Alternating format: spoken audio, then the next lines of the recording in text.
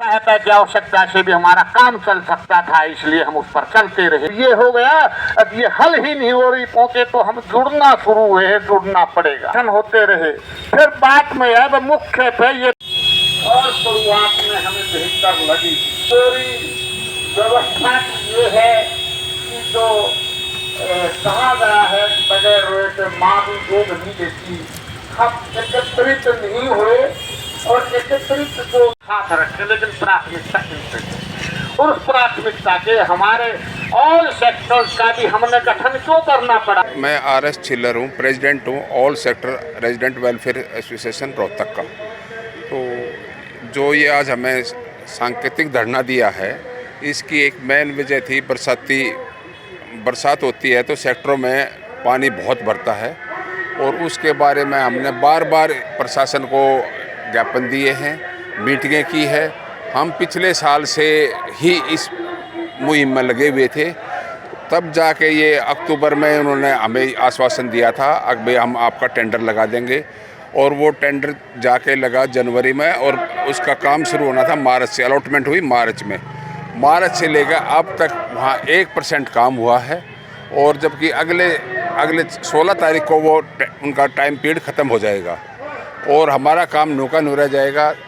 उन्होंने क्या किया है, 85% जो काम था वो तो करा नहीं, बकेट मशीन से जो होना था, लेकिन 15% काम जो था सीवरों की वो मैन होल ही साफ किए हैं, बाकी उन्होंने कोई काम नहीं किया। हम बार बार एक्शन साहब से भी, कमिश्नर साहब से भी, डीसी साहब से भी इनसे मिले, इनको ज्ञापन दिया, और उसके बावजूद भी हमारी कोई सुनवाई नहीं हो रही थी। ऐसे ही हमारा सीवर का काम है, वो बैक मारते हैं, सेक्टरों में रहना बहुत मुश्किल हो रहा है। 80% सड़कें टूटी पड़ी हैं, उनके लिए बार बार हम आवेदन करते हैं कि हमारी सड़कें बनाई जाए ताकि आने जाने में दिक्कत नहीं हो। बच्चों को वहाँ साइकिल चलाने से एक्सीडेंट होते हैं, कई बार चोटें लग चुकी है, लेकिन प्रशासन हमारी ध्यान नहीं दे रहा था, इसलिए आज हमने ये सांकेतिक धरना दिया है। और आगे हम 15 दिन का समय देंगे इस प्रशासन को, नहीं हुआ तो इससे बड़ा हम और कोई कदम उठाएंगे। इसके लिए मिलने के लिए आया अभी तक कोई अधिकारी नहीं आया जी। समय होगा अभी तक बैठे? हम सुबह 10 बजे से बैठे हैं और अब तक कोई अधिकारी हमारे पास नहीं आया।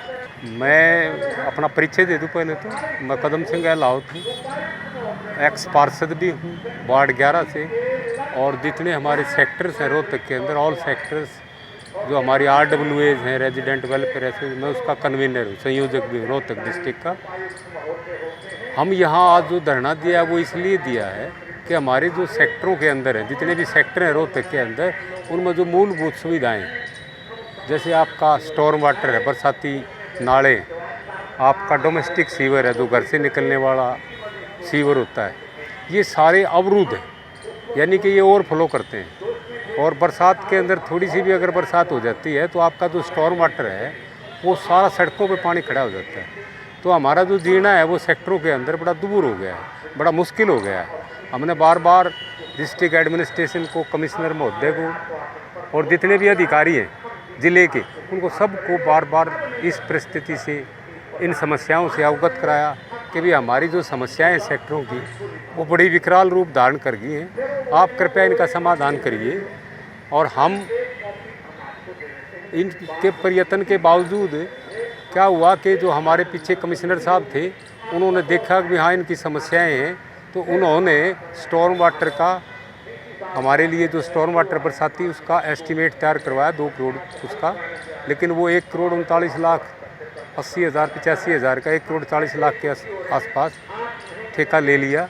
लेकिन जिसके अंदर जो काम करना चाहिए था बकेट मशीन वगैरह से, या ज़्यादातर जो काम हमारा होना चाहिए था वो बकेट मशीन से होना था, वो काम जिस प्रकार से ठेका दिया गया था 5 महीने होने को हो जाएंगे, 6 महीने का ठेका दे रखा है, और काम अभी तक मुश्किल से भी 1% काम नहीं हुआ। वैसे ही मशीन लगा दी, बकेट मशीन, फ़ोटो खींच लिया। हमने बार बार ये कहा कि जहाँ आप मशीन लगाते हो, हर एक सेक्टर के अंदर मकान के आगे मकान नंबर लिखा हुआ है, उस सेक्टर का नंबर भी लिखा हुआ है। आप कृपया जैसे ही मशीन लगाएं, आप उस सामने जहाँ मशीन लगा रखी है उस मकान की लोकेशन भेज दें कि भी ये मकान कितना मकान नंबर है, किस सेक्टर के अंदर है, ताकि हमारी जो रेजिडेंट वेलफेयर के जो सदस्य हैं वो जाके एग्जामिन कर सकें भी काम हो रहा है कि नहीं हो रहा है। लेकिन वो काम नहीं किया गया। वैसे फ़ोटो सेशन करके मशीन दिखा के और वैसे ही ये काम होने लग रहा है। तो काम अभी तक जो है ना पूरा नहीं हुआ। मेन होल के अंदर दिखा दिया मिट्टी निकल रही है, मेन होल से नहीं होता जब तक कि बकेट मशीन से, यानी कि जो आपके पास पाइप है इस मेन होल से लेके उस मेन होल तक जो पाइप है वहाँ एक बाल्टी जाती है, वो बाल्टी उसको सक करती है, खींचती है उसको, गाद जो होती है, मिट्टी जो होती है जो पाइप के अंदर जम जाती है उसको वो खींचती है वहाँ आगे।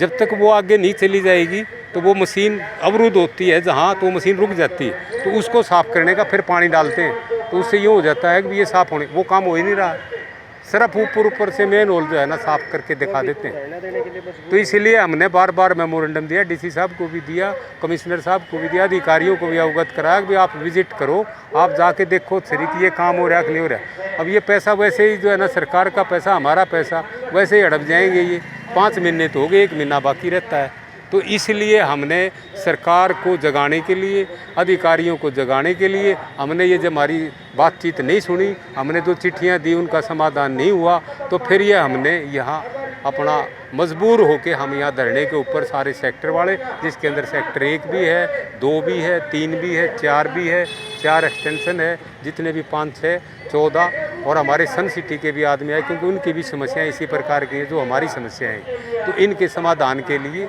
एक हमारे जो पानी के बिल हैं, वो जो पानी भी उसी उससे आता है, वाटर वर्क से आता है, उसी पाइप से आता है, उनके पास जो है ना शहर के अंदर तो रेट कम है और हमारे जो सेक्टरों के अंदर रेट ज़्यादा है। जब हम भी म्यूनिसिपल टैक्स देते हैं और वो भी जो है ना म्यूनिसिपल टैक्स देते हैं, जब हम अपना प्रॉपर्टी आईडी बना रखी है, हम इनको हैंडओवर कर दिए गए सेक्टर, तो जो इसके अंदर डिस्पैरिटी नहीं होनी चाहिए, तो पानी के बिल भी बराबर होने चाहिए।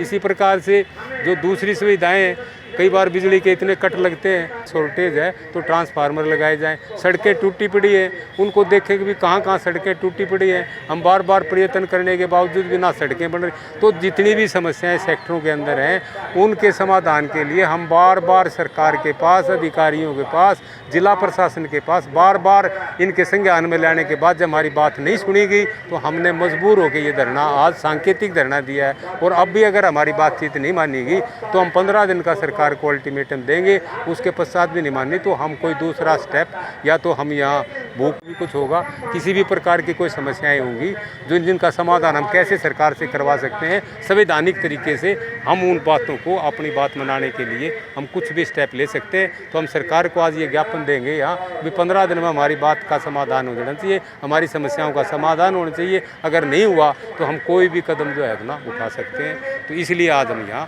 सारे सेक्टरों वाले धरना बैठे। आपका बहुत धन्यवाद, आपने हमारी बात को